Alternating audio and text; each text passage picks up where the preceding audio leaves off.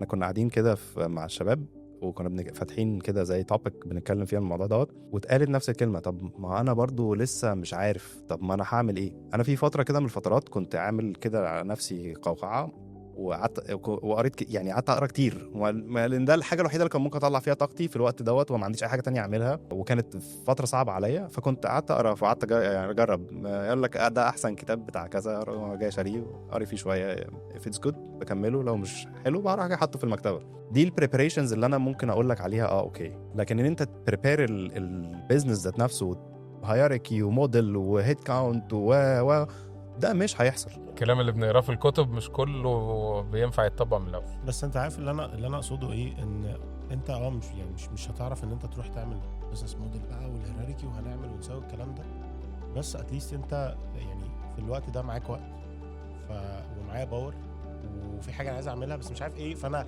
هقعد اقرا، هقعد ادور لحد اما هلاقيها. مش ده انت حقيقي. قاعد ما بتعملش حاجه خالص ومستسلم للموضوع. لا، لازم تسعى وتجرب، ويبقى عندك مرونة ان انت تقع وتقوم وتخسر وتقع وتقف تاني وهكذا يعني.